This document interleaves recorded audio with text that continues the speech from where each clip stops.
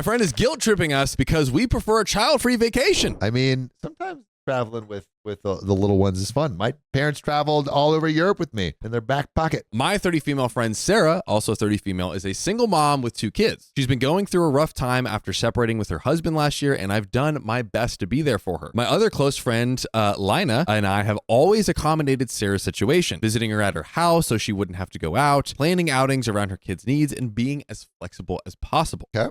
Recently, Lina and I decided to go on vacation together, just the 2 of us. And when Sarah found out, she got very upset and told us that she had expected us to include her and her kids since we are her closest friends and she doesn't have many people to travel. And her kids. That's a little hard. I mean, that limits what you can do a lot. Opie says she also said that because she's in a difficult situation, she thought this was something that we could do for her as her friends. For her. Oh, Big that ass. sounds like pay for her. That is. And so pay for her kids. That is crazy. That's great. Well, No. Lina and I explained that while we love her and her kids, a vacation with them would be completely different from what we have in mind. Yeah. Wait. Yeah, not great.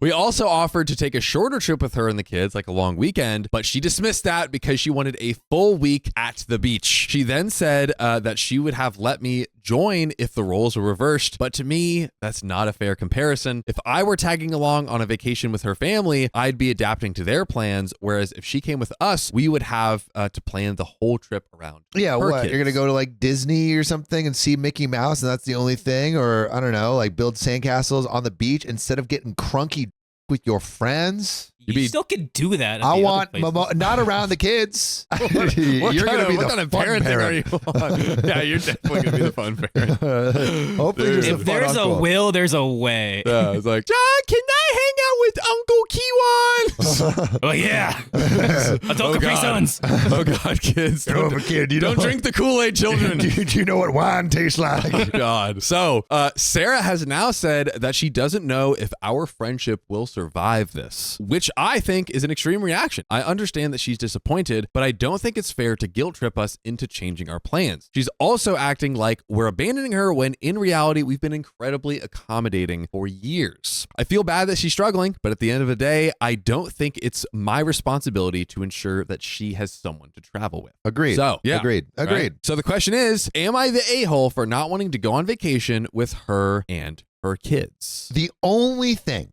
that I would change here in this whole little story Talk to me. is just say, hey, I'm planning a child-free vacation. You are welcome to come if you figure out what to do with those little rugrats of Yeah. yours, and you can come. But just know this is a child-free location. Like Yeah. we're drinking wine. Because then one, you're telling her about the vacation. So it's like, oh, It's not a surprise. know, and giving you the option, but letting her know like, hey, the line in the sand here is we want a child-free vacation because this is what we want. Yeah. We're planning our vacation. Yeah, we want to Yeah. go clubbing. I like that. Yeah, The communication part. yeah. Everything else of this is like ridiculous. Yeah. Commenter number 1 says, I mean, the other option is to let her come, but you don't change your plans. This could call for some malicious compliance. Oh, the kids need to go to bed. Have fun. We'll be at the bar, nightclub / whatever. Quickly flagging that. Terrible idea. Yeah, it's gonna ruin your trip. Why? It's going to ruin your trip. And then you're like, do some malicious compliance to like, no, just say you can't come on the trip. Yeah. No maliciousness needed. Yeah. Come on. OP responds to that saying, we did consider the idea of letting her come along while sticking to our original plans, but realistically, don't think it'd work. Yeah. And that is correct.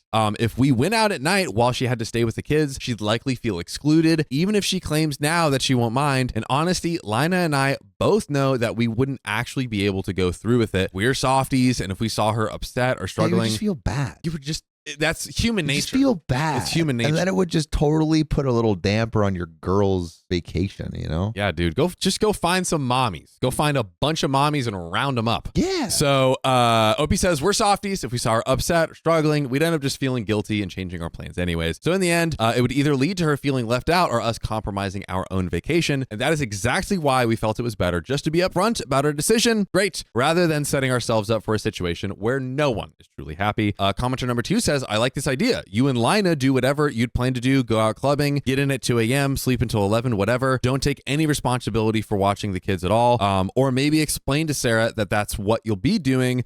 So it wouldn't be much of a holiday for her as she will be looking after the kids 100% anyways. And Opie says, seems like similar to the first idea. Opie says, we've tried telling her that, but at this point, I feel like she refuses to understand. I think she wants this vacation so badly that she isn't able to see both sides, which saddens us because she means a lot to us. And commenter number 3 says, I think you need to gently explain to her that she should try expanding her circle to include more people. Yes. Round up some mommies in a circle. Round up the mommies. We need the mommy circle. I want a mommy circle. Yeah, Oh, you do. God. Hey, be careful there. Yeah. To include more people who also have children, they're much more likely to want to do those kinds of trips to enjoy with children versus going along with 2 of your single girlfriends and feeling left out and envious. Opie says she has some acquaintances in her neighborhood with kids that she spends time with. They're just not as close as we are, which makes sense because we've known each other for over 10 years, but I do agree that it would be much better for her to plan those sorts of things with them. And I also know that her own parents and mother-in-law would be available to go on a vacation with her and the kids, but she doesn't want that either. Her own mother-in-law wants to go on a vacation with the kids? Yes, her parents and her mother-in-law. They're like, take that. Well, she wants the girls single trip. She wants the girls trip. Do it with the moms. That is the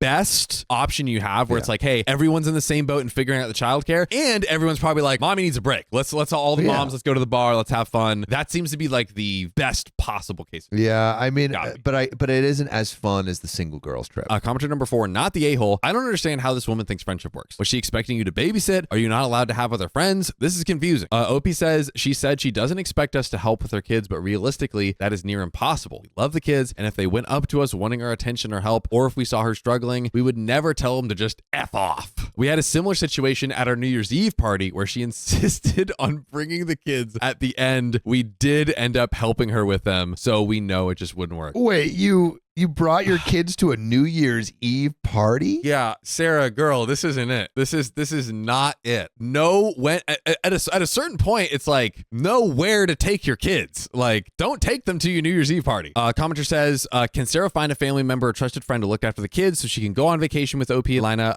What about the kids' father / her husband? Opie says, we did tell her that if she found someone to take care of the kids, she could join us. She doesn't want to. A vacation without her kids is not an option for her. Yeah, it seems like wait, how old are the kids? Yeah, so quick context. 3 and 1.5. The kids are 3 and 1.5, so definitely not an age where they're able to spend time not super closely. You can't leave a 3-year-old in a room. I think you could leave a 1.5-year-old in like a little baby bonnet thing in a room during New Year's Eve, but I don't think you could leave a 3-year-old. But even 2, like the 1.5, like what if they crap their little diapers? You know, like, I don't know. Do you have to immediately, like, I mean, what if you're sleeping? Yeah, but it's like, what, you're going to be there 2 hours, you check in on the baby. What if they crap when you get there? Well, boom, 2 hours, boom, baby rash. Yeah, but you check every hour on the baby. And you're like, all right, like, has it crapped? No, all right, then you leave and it's sleeping. I guess that works. Well, we have an update 3 days later, fresh off the presses.